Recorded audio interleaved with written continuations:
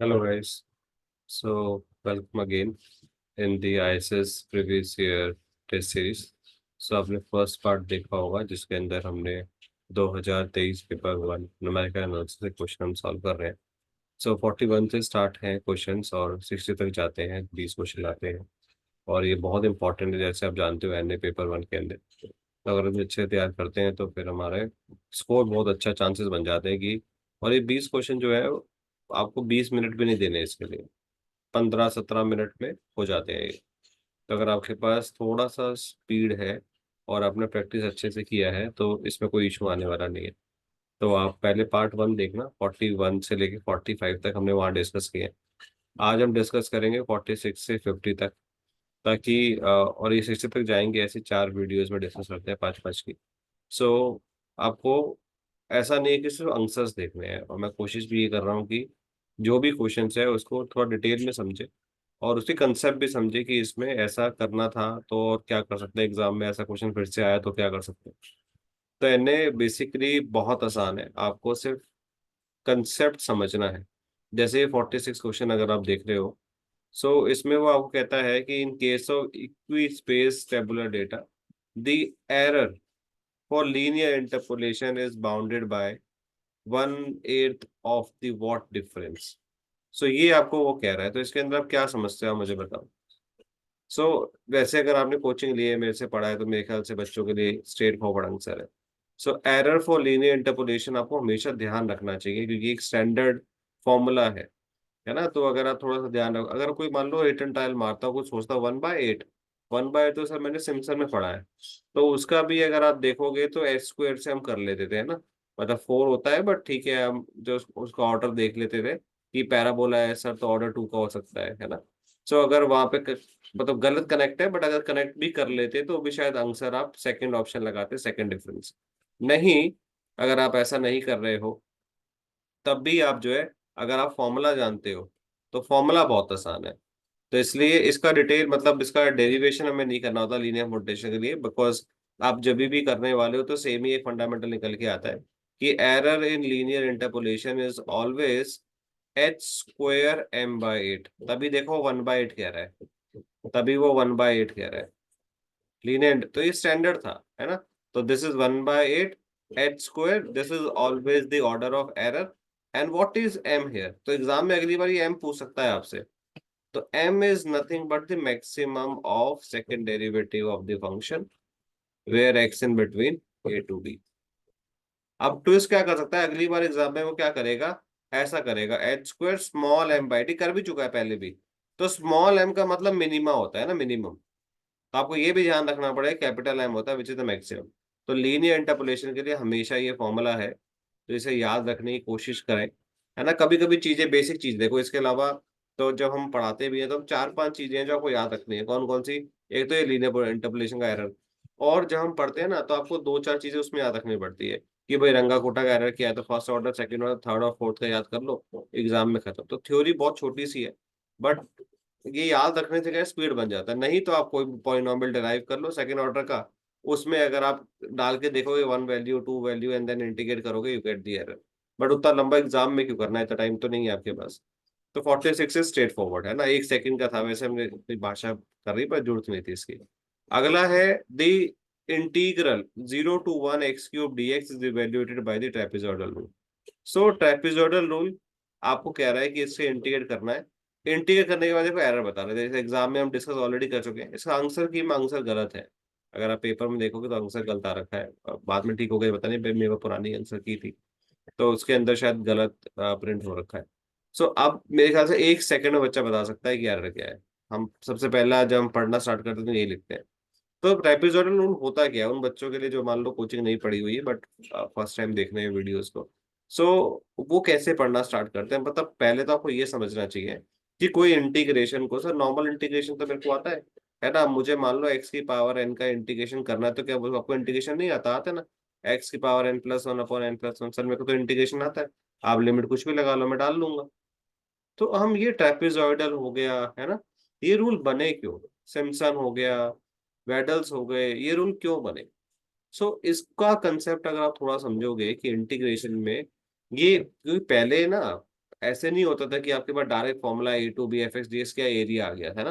पहले ऐसा नहीं होता, पहले किसका रेक्टेंगल का एरिया आपने सबसे निकाला सीखा था। और अगर आप ट्वेल्थ क्लास में जाके थोड़ा सा रिवाइज करो या थोड़ा रिकॉल करो ट्वेल्थ क्लास को, तो आप एक टॉपिक पढ़ा है, definite integral as a limit of sum. उसमें क्या करते हो, यही तो करते हो, है ना। तो सबसे पहले आप रेक्टेंगल का एरिया निकालना सीखे थे। तो उसी से ये डिराइव होती है चीजें, कि अगर मान लो आपको यहाँ से लेके यहाँ तक का एरिया निकाला, this is A and this is B, आपको यहाँ से लेके यहाँ तक का एरिया निकालना है, तो सर कैसे निकाले। सर अब तो बड़ा आसान है, A to B F X D S करो आ जाएगा, पर पहले नहीं आ सकता था। तो पहले क्या करते थे, स्ट्रिप्स बनाते थे, मतलब रेक्टेंगल्स बनाते थे। ये पहला रेक्टेंगल बनाया, ये दूसरा रेक्टेंगल बनाया, ये तीसरा रेक्टेंगल बनाया, ऐसे मैं रेक्टेंगल्स बनाता था, है ना। रेक्टेंगल्स बना लिए हमने, फिर क्या करते, देखो ये रेक्टेंगल बनाया, तो ये वाला हिस्सा जो है छूट गया। ये रेक्टेंगल बनाया, ये बनाया, ये बनाया, ये बनाया, ये बनाया, ये छूट गया, ये बनाया, ये भी छूट गया।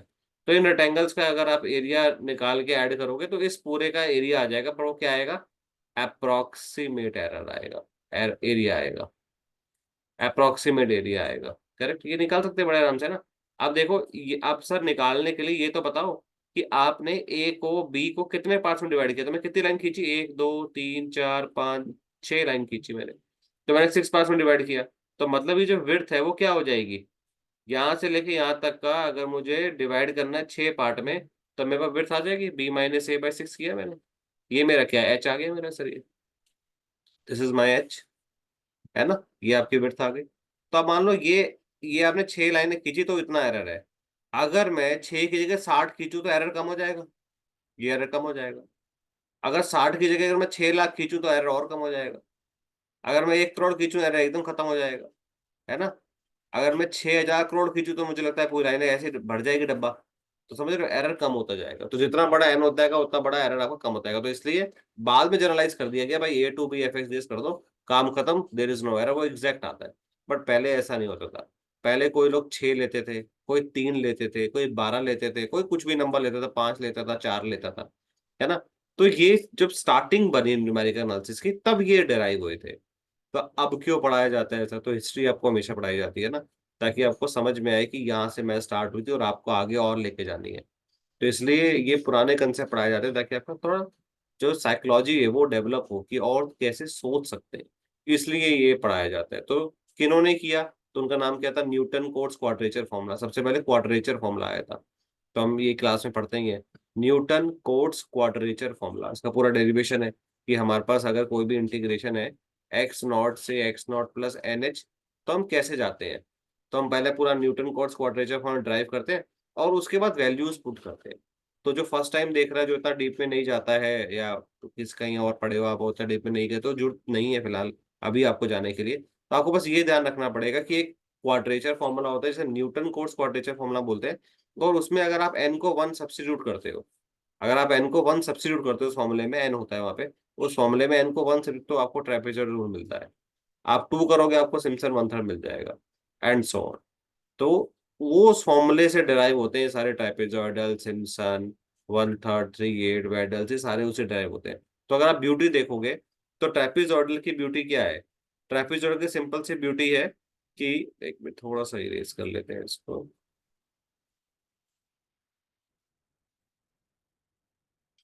तो अगर मेरे पास कोई इंटीग्रेशन है x0 से x0 plus N H Y D X, तो इसमें ना मैं कोई भी स्टेप ले सकता हूँ। तो यहाँ पे जो है ट्रेपेजॉइडल में एक खासियत है कि आप एन कोई भी नेचुरल नंबर चूज कर सकते हो। जबकि सिम्पसन वन थर्ड में आप एन को 2 ही ले सकते हो, याद आ रहा होगा आपको, मल्टीपल ऑफ 2। 3/8 में आप 3 ही ले सकते हो। वेडल्स में आप 6 ही ले सकते हो, है ना। ये क्वेश्चन आपके प्रीवियस ईयर में आई रखे हैं। तो ये इंपॉर्टेंट है कि आप बेसिक समझ पा रहे हो या नहीं समझ पा रहे हो। तो आपको ट्रेपेजॉइडल रूल ये देखोगे, इसका फॉर्मूला तो क्या होता था, h/2 y0 प्लस yn, है ना। First term plus last term plus twice of remaining term, y1 y2 yn-1 था। और यहाँ पे n जो है वो कुछ भी हो सकता है, where n belongs to natural number. Correct.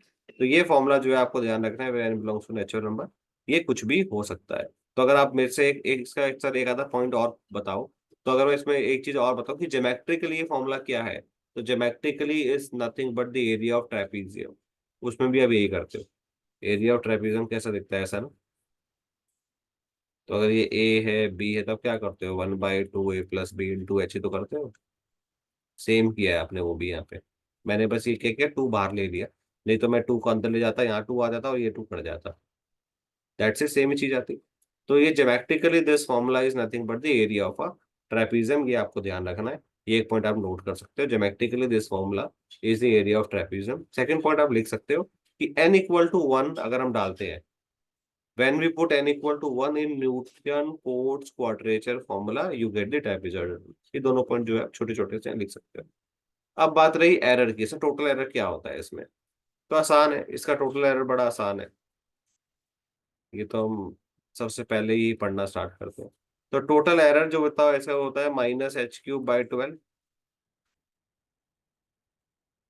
y0 double dash y1 double dash up to yn-1 double dash से ये ई है, लेट से दिस इज ई। सो ये काफी बार लिखना पड़ता है, तो मैं अज्यूम कर लेता हूँ कि y double dash x is the largest, is the largest of this n quantities, largest of this n quantity, ये n क्वांटिटीज से लार्जेस्ट है। तो मैं क्या लिख सकता हूँ इसे, मैं let say e less than minus this is n times है, तो मैं ये n टाइम्स तो नहीं लिखूंगा, तो मैं n टाइम्स लिख लेता हूँ, n h³/12 y double dash x, ऐसा लिख लेता हूँ। ऐसा आ गया, करेक्ट है ना। तो ये लेस देन किसके बराबर हो गया, ये इक्वल किसके बराबर हो गया। तो जैसे आपको पता है कि तो लिख सकता हूँ मैं b-a/h, है ना। b-a/h है ना, समथिंग, है ना, एन यही होता है ना, b-a/h, h³/12 y double dash x। तो this is nothing but -b-a, ये हो गया, this is h²/12 y double dash x। तो ऑर्डर ऑफ एरर इज 2। अगर आपसे कल को पूछ ले, पेपर में आ भी रखा है कि ऑर्डर ऑफ एरर क्या है, तो ऑर्डर ऑफ एरर इज 2। इसको ऐसे लिखते हैं, order of error is 2। Order of error is, तो ये जो आपका दिख रहा है h²/12, यही ऑप्शन तो है आपका, देखा पेपर में, h²/12, एरर इज h²/12, तो सेम है। तो बहुत स्ट्रेट फॉरवर्ड है, बहुत सिंपल है, इसमें कोई लॉजिक साइंस नहीं है। तो आप समझ पा रहे हो यहाँ तक, फॉलो कर पा रहे हो, देख लो 1 मिनट तो क्लियर होगा। आई थिंक यहाँ तक सब कुछ है ना, अगले चलते हैं।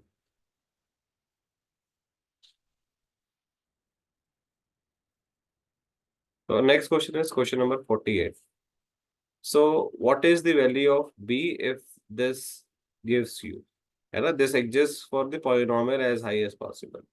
सो ऐसे क्वेश्चंस जो हैं हम जनरली क्लास में करते ही हैं, है ना, अपना टेस्ट सीरीज में आपने देखे, असाइनमेंट पर जरूर देखे होंगे। सो ऐसे क्वेश्चंस को आप जो है एक नॉर्मल तरीके से अप्रोच कर सकते हो, या तो आप कोई पॉलिनोमियल ले लो, काम खत्म, है ना। बट इसमें दिक्कत यह है कि एज हाई एज पॉसिबल लिखते हैं, डिग्री 2 लिखता है, डिग्री 3 लिखता है। तो जैसे मैंने आपको अभी पिछले वाली वीडियो में बताया, है ना, जो 2023 पेपर 1 की सीरीज है उसमें बताया, पहले 5 क्वेश्चन और एक क्वेश्चन एग्जाम्पल लेके किया। तो इसमें एज हाई एज पॉसिबल लिखने से ना थोड़ा सा एम्बिग्यूटी आ जाती है, सर क्या ले, 3 लूँ, 4 लूँ, 10 लूँ, 1 लूँ, कॉन्स्टेंट लूँ। तो थोड़ी सी एम्बिग्यूटी बनती है, तो वहाँ पे आपको 3 लेने पड़ेंगे, बिकॉज यहाँ पे 3 वैल्यू है ना। तो आपको 3 इक्वेशन चाहिए, तीनों तीन इधर ना ए बी सी है, तो आपको 3 पॉलिनोमियल लेने पड़ेंगे ताकि ए बी सी की 3 कांस्टेंट इक्वेशन आए। आप सॉल्व करो, ए बी सी की वैल्यू एक काम। पहला अप्रोच ये हो गया, है ना। दूसरा अप्रोच जो है वो आप डेटा से कर सकते हो, क्यों, क्योंकि यहाँ पे देखो ये फंक्शन के अंदर जो नंबर होते हैं, 0 हो गया, h/3 हो गया, h हो गया, फंक्शन है ना, ये क्या है, y0, y1, y2 तो है। भाई आपके पास x0 होता है तभी तो आप f(x0) लिखते हो। आपके पास x1 होता है तभी तो आप f(x1) लिखते हो। आपके पास x2 होता है तभी तो आप f(x2) लिखते हो। तो ये जो फंक्शन ये दे रखे हैं, इनके अंदर क्या है, इनके अंदर 0 है सर, h/3 है सर, और h है। क्या ये इक्वली स्पेस डेटा है, नहीं। यहाँ पे डिस्टेंस h/3 है, यहाँ डिस्टेंस h/3 नहीं है sir, this is not equally space data. तो पहला को दिमाग में क्या आता है कि सर डेटा इक्वली स्पेस नहीं है। तो डेटा इक्वली स्पेस नहीं होता तो आपको कौन से 2 तरीके पढ़ाए जाते हैं, क्या पढ़ते हो, 2 ही है सर, न्यूटन और लैग्रांज, है ना, न्यूटन और लैग्रांज। बट न्यूटन में दिक्कत क्या होती है, जब आप फॉर्मूला लिखते हो f(x) = f(x0 + x - x0 first divide difference), है ना, सेकंड डिवाइड डिफरेंस। तो आपको फर्स्ट डिवाइड डिफरेंस सेकंड ये बनाना पड़ेगा। लग्रांज में बस यहाँ बच जाते हो आप। तो इसलिए ऐसे क्वेश्चन को लग्रांज से करना ज्यादा आसान है। तो Lagrange interpolation for unequal intervals, है ना, आपने टॉपिक पढ़ा है, देखा है, सुना है जरूर। Lagrange interpolation for unequal intervals. Lagrange interpolation for unequal intervals. तो ये फॉर्मूला आपको याद होगा, क्या होता था, F of X is equal to what, F of X is equal to what, X minus X not, है ना। तो माई फोटो हियर, है ना, आई कैन। सो ये क्या होगा, x minus, sorry, x not ऊपर, देखो जहां से स्टार्ट होता है वो नहीं आता, तो एक्स नॉट से स्टार्ट होता है तो एक्स माइनस एक्स वन आएगा, एक्स माइनस एक्स टू आएगा, अब to X minus X N आएगा। तो अब कौन था ये, एक्स नॉट है, तो एक्स नॉट से नीचे डिवाइड होगा। तो X not minus X one, X not minus X two, and so on, X not minus X N. यहाँ पे क्या आएगा, एफ ऑफ एक्स नॉट आएगा। प्लस अब अगला एक्स वन होता है तो एक्स माइनस एक्स नॉट, बस एक्स वन नहीं आएगा, X minus X two, up to X minus X N, और नीचे एक्स वन से डिवाइड होगा। तो X one minus X not, X one minus X two, up to X one minus X N, F of X one, and so on, है ना, ऐसा चलता जाएगा। तो हम क्या कर सकते हैं ऐसा, तो इस वाले को भी तो आप लिख सकते हो। तो इसको अगर आप लिखोगे तो एफ ऑफ एक्स इससे बराबर होगा। तो देखना एक्स नॉट क्या है, एक्स नॉट ये है, this is X not, this is X one, this is X two, है ना। तो एफ ऑफ एक्स नॉट क्या हो गया, एफ ऑफ जीरो हो गया, क्योंकि एक्स नॉट जीरो था। यहाँ पे डालते हैं X minus X one which is H by three, X minus H two, X two sorry, ये हो गया, और फिर क्या होगा, zero minus H by three, और जीरो माइनस एच, ये हो गया, plus F of X one, what is X one, H by three. तो यहाँ पे क्या आएगा, एक्स माइनस एक्स नॉट मतलब जीरो, एक्स माइनस एच, नीचे क्या आएगा, H by three minus zero, और H by three minus H, plus F of X to H है आपका, तो ये क्या आएगा, X minus zero, X minus H by three, और नीचे क्या आएगा बेटा जी, H minus zero, H minus H by three. ये मैंने फॉर्मूला लिख दिया और कुछ नहीं किया मैंने, करेक्ट। अब इसके अंदर इंपॉर्टेंट चीज क्या है, कि आपको जो है वो बी का वैल्यू पूछा था, करेक्ट, आपको बी का वैल्यू पूछा, तो बी का जो कोइफिशिएंट है वो क्या, एच बाई थ्री है। तो अब इस पूरे में देखो एच बाई थ्री का है सर, एच बाई थ्री ये रहा। तो आपको जो मतलब है वो इस टर्म से है, मतलब आपको जो मतलब है वो इस टर्म से है। सर यहाँ तो इंटीग्रेशन भी है, तो इंटीग्रेशन भी लगा देते हैं। तो जीरो से एच यहाँ पे इंटीग्रेशन हुआ। अब ये देखो इंटीग्रेशन जो है वो dx के साथ है, मतलब x पे इंटीग्रेट होगा। तो इसमें तो x है नहीं कुछ भी, तो ये तो बाहर रखो, इस पे होगा सर। ये भी बाहर रखो सर, इस पे इंटीग्रेट होगा। ये भी बाहर रखो, इस पे इंटीग्रेट होगा। तो आपको जो मतलब है वो इस टर्म से है, बस ये वाले टर्म से। तो इस वाले टर्म को आपको पिक करना है और आपको इसको सॉल्व करना है। तो मैं इसको जो है वो लिख लेता हूँ। तो एफ ऑफ एक्स, चलो उसको नेक्स्ट पेज पे लिखें क्या, ज्यादा आसान रहेगी। Give me a minute. ठीक है, तो मैं ड्रैग कर देता हूँ इसको। तो ये क्या हो गया आपका, zero to H F X D X. ये तो लेफ्ट साइड में चल रहा है। इसकी वैल्यू मुझे पता है क्या है, इसकी वैल्यू क्या है क्वेश्चन में, क्वेश्चन में इसकी वैल्यू है, चलो आगे लिखते हैं। तो यहाँ पे आ गया, मेरे को जो टर्म चाहिए मैं वो वाली पिक कर लेता हूँ, F of H by three, है ना, F of H by three. ये इंटीग्रेशन में नहीं है, जीरो टू एच, अंदर क्या बचा हुआ है sir, x minus zero, X minus H, H by three minus zero, H by three minus H, sir ये बचा हुआ है dx, है ना। ये जो है ये आपने जो है वो देख लिया कि सर ऐसा ये वाला टर्म जो है हमें सॉल्व करना है।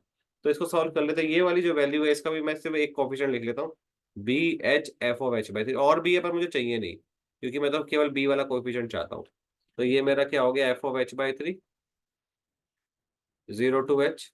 तो इसको अगर आप देखोगे तो this is X square minus X H, और नीचे अगर आप देखोगे तो देखो वन बाय, ये एच बाई थ्री है, और ये इसको ऐसा लिख लेते हैं, चलो एच बाई थ्री, और इसको हम ऐसा भी कर सकते हैं sir, H minus three H, upon three, तो 3 × 3 9 ऊपर चला जाएगा, तो दिस इज 9। 9 टाइम्स f(h/3) हो जाएगा, 0 to h। तो दिस इज x² पे सॉल्व कर लेना चाहिए था हमें, है ना। तो गड़बड़ नहीं होगी यहाँ पे, बट ठीक है, आप जैसा भी चाहो। x² - xh upon h² - 3h²। तो अगर आप यहाँ देखोगे तो दिस इज 9 f(h/3)। मैं एक एक स्टेप इसलिए लिख रहा हूँ ताकि कुछ बच्चे होते हैं ना, थोड़ी सी तकलीफ हो जाती है, ये क्या लिखते जा रहे हो। -2h²। तो ये देखो इंटीग्रेशन एक्स का चल रहा है, तो ये तो एक्स है नहीं यहाँ पे, तो इसको बाहर ले आओ, तो दिस इज -9/2h² बाहर आ गया, f(h/3) आ गया। अंदर जो बता उसका इंटीग्रेशन करना है, तो x² का x³/3 हो गया, -x²/2 हो गया, इंटू एच है, और 0 to h है सर।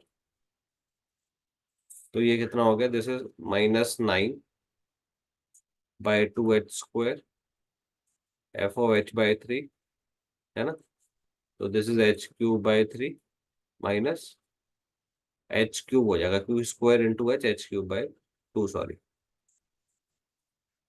तो -9/2h² f(h/3), इतना तो हम क्लास में भी नहीं लिखते क्योंकि बच्चे बड़े समझदार रहते हैं, बट ऑनलाइन में चलो जज नहीं कर सकते, है ना, कौन समझ पा रहा है कौन नहीं। बट अच्छा है, हमारी भी प्रैक्टिस हो रही है।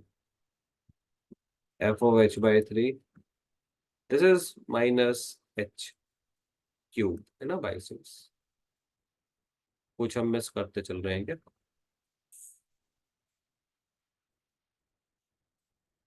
तो ये हमारा आ गया,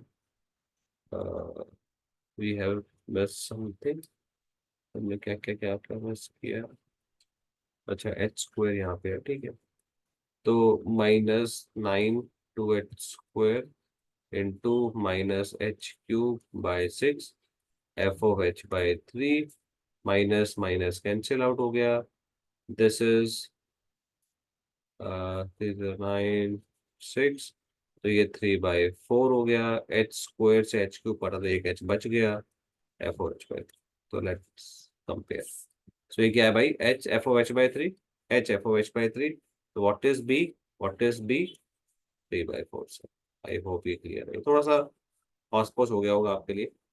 एक बार आप फिर से देख लो तसल्ली से कि आपको समझ में आया या नहीं। मैं पॉज कर लेता हूँ अपने आप को 1 मिनट के लिए।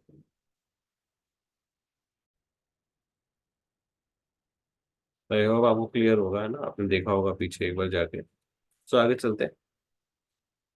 तो नेक्स्ट क्वेश्चन इज 49, सबसे आसान। देखो, एक मुश्किल एक आसान, एक मुश्किल मतलब मुश्किल आसान और मुश्किल का मतलब कि लेंदी है, सिर्फ ये लेंदी नहीं है। तो इस what is the value of this expression, बड़ा आसान है ना। देखो del 6 है, अब आपको इसको डिफरेंसिंग आपको बता दी कि 1 की है, तो आप इसको एज अ डेरिवेटिव ट्रीट कर सकते हो एग्जाम में। तो डेल को अगर ऐसा कोई एक्सप्रेशन के साथ है तो आप ट्रीट कर लो डेरिवेटिव की तरह। तो मान लो आपको 6 बार डेरिवेटिव करना है, तो अगर आप किसी 1 डिग्री पॉलिनॉमियल का डेरिवेटिव करोगे 0 आएगा, क्योंकि डेरिवेटिव का ऑर्डर ज्यादा है। 2 का करोगे 0 आएगा, 3 का करोगे 0 आएगा, 4 का करोगे 0 आएगा, 5 का करोगे 0 आएगा, 6 ऑनवर्ड्स करोगे तब कोई नंबर आना स्टार्ट होगा। करेक्ट है, जैसे मैं बोलूँ कि f(x)=x² है, भाई इसका थर्ड डेरिवेटिव तो 0 ही है ना। क्यों, क्योंकि इसका सेकंड डेरिवेटिव भी 0 है। देखो कांस्टेंट है, सॉरी, तो थर्ड डेरिवेटिव 0 ही आएगा ऑफ कोर्स। तो अगर डिग्री से बड़ा डेरिवेटिव है तो वो तो 0 ही देने लगेगा आपको बार बार। तो 6 से नीचे कुछ भी हो तो 0 ही आएगा। तो सबसे बड़ा टर्म क्या आ सकता है, तो this into this into this होगा, तब कोई नंबर शायद बन सकता है। तो मल्टीप्लाई कर लेते हैं, -x -3x²। देखो, और बाकी सारे जो पावर आएगी वो छोटी आएगी, आप चाहे देख लो एक बार, अगर आपको पूरा लंबा सॉल्व करना चाहते हो आप। तो माइनस माइनस प्लस माइनस आ गया, तो ये क्या हो गया, दिस इज 3x³ और ये क्या हो गया 12x6। अब बाकी आप किसी भी टर्म को मल्टीप्लाई कर लो, वो 6 से छोटी आएगी। और अगर 6 से छोटी आ रही है, इसका मतलब डेरिवेटिव 0 है। तो ये क्या हो गया, -12del 6 x6। और हमेशा ध्यान रखना, ये जो होता है del n x n is nothing but n factorial. तो दिस इज -12 × 6। अब बच्चों को मैंने यहाँ पे भी टाइम वेस्ट करते देखा है, क्यों, क्योंकि सर 6 फैक्टोरियल कितना होता है हमें क्या पता। तो ये आपको पता करना जरूरी है, 8640। बताओ कितना टाइम लगा मुझे?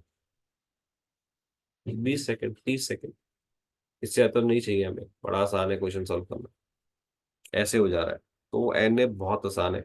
आप देखो पहले 10 क्वेश्चन में तो हमें कोई मेहनत नहीं लगी। 2 क्वेश्चन लंबे आए हैं।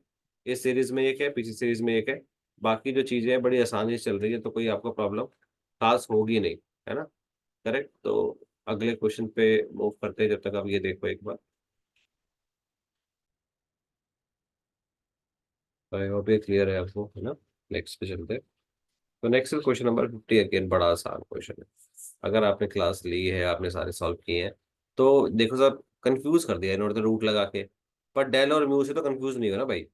डेल का मतलब सेंटर डिफरेंस ऑपरेटर, म्यू का एवरेज। तो जो पता है वही लिख दो।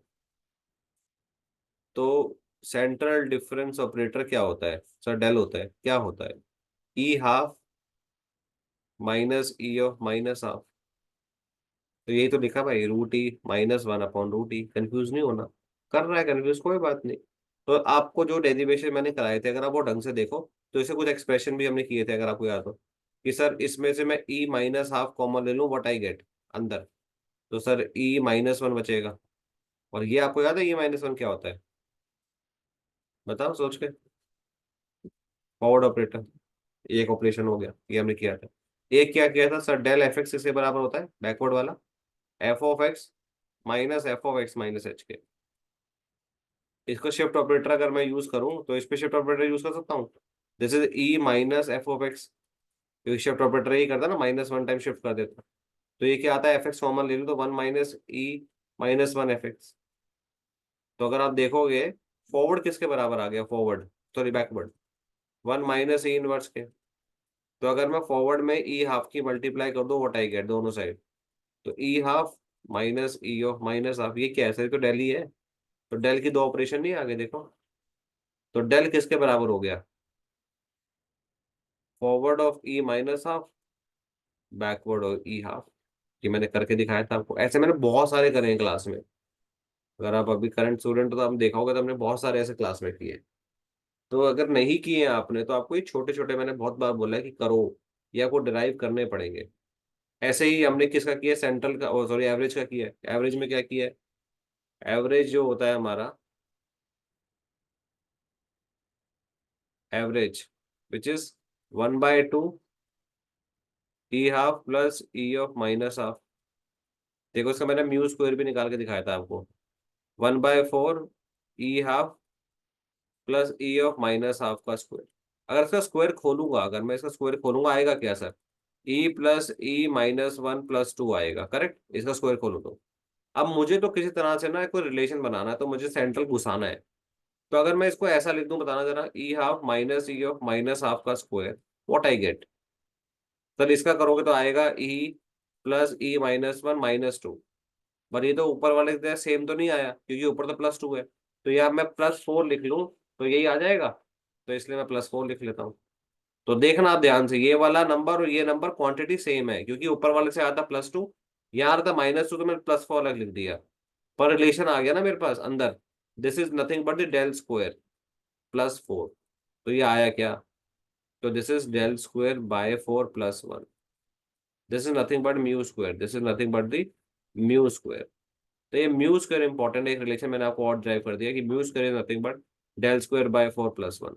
मैंने ऐसे बहुत सारे बताए हैं, और बताता हूँ। एक देखो, कि म्यू, अगर मैं म्यू पे एफ एक्स वाई एक्स लगाऊं तो क्या आएगा? This is 1/2 E half plus e of minus half. पे अगर वाई एक्स लगाते हो तो क्या आता है? तो दिस इज नथिंग बट 1/2। अब शिफ्ट कर देगा इसे, तो एक्स प्लस 1/2, 1/2 टाइम शिफ्ट करेगा, plus y x minus 1/2 time shift कर दिया। तो ये क्या है? म्यू वाई एक्स है। ऐसे अगर मैं डेल वाई एक्स लिखूं तो क्या आएगा? तो ये एक्स +1/2 और एक्स -1/2। क्यों? क्योंकि e half minus e of minus half है। तो देखो इस टू को अगर मैं इधर भेज दूं, इस टू को अगर मैं इधर भेज दूं, तो ये 2 म्यू वाई एक्स हो गया, which is equal to y x plus half plus y of x minus half. अगर थोड़ा सा जल्दी मैंने कर दिया है तो प्लीज वीडियो पॉज करें और देखें, क्योंकि मैं नहीं चाहता कि हर बच्चे का टाइम वेस्ट हो, थोड़ा सा ना बड़ा वो हो जाता है। बट आप एक बार वीडियो पॉज करके समझ लो कि ये वाले कंसेप्ट में आपको कहीं डाउट लग रहा है। ये मैंने कुछ नहीं किया है, मैंने डेल पे लगाया है। डेल जो होता है वो ये होता है, e half minus e of minus half. तो इसने शिफ्ट कर दिया Y x plus one by two, इसने कर दिया Y x minus one by two. इन दोनों को ऐड कर दो जरा एक बार। तो क्या आएगा, two mu plus del y x. इसको ऐड करोगे ये कैंसिल हो गया, ये बचाएगा twice of y x plus one by two. इसको ऐसे लिखता हूँ, twice e half y x. क्यों, ये तो है वाई हाफ, ऐड करोगे तो यही आ जाएगा नंबर। तो आप देख रहे हो वाई एक्स से वाई एक्स कट गया।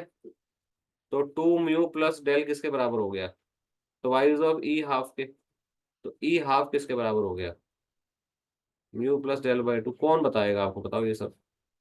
ये तो तभी बता सकते हो जब आप कोई अच्छी जगह पढ़ रहे हो या अच्छी वीडियो देख रहे हो। तो ठीक है।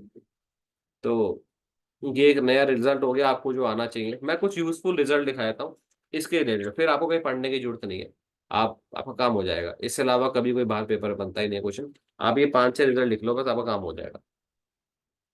ये पांच छह रिजल्ट लिख लो, इंपॉर्टेंट रिजल्ट। पेपर हर बार यहाँ से आया, आप चाहे कोई भी प्रीवियस ईयर पेपर उठा लो, और आगे भी यहाँ से आता रहेगा। Forward backward is equal to backward forward is equivalent to forward minus backward is equal to del square. This is the first result.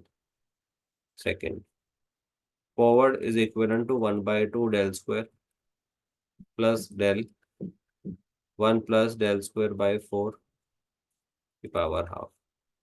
Third, जो मैंने प्लस वाला किया माइनस वाला भी सेम होता है, तो इसलिए मैं प्लस माइनस लगा के लिख देता हूँ कि अगर माइनस का पूछते तो यहाँ पे बस माइनस आ जाता और कुछ नहीं होता। This is third. Fourth, under root one plus del square. ये सारे प्रूफ कर सकता हूँ मैं, जैसे अभी दो का तीन करके दिखाया आपको। इन सबके प्रूफ सेम ही है, कुछ नया प्रूफ नहीं है इसके अंदर। कुछ मतलब ऐसा नहीं है कि सर आपको आते हैं हम तो नहीं कर पाएंगे, ऐसा वाला कहानी नहीं है यहाँ पे। फॉरवर्ड प्लस बैकवर्ड ये सबसे इंपॉर्टेंट है आपके एग्जाम के लिए, अगली बारी के लिए। Forward plus backward, forward divide by backward minus backward divide by forward. बस अगर आपने ये करे हैं तो आपका काम हो गया। Forward plus backward,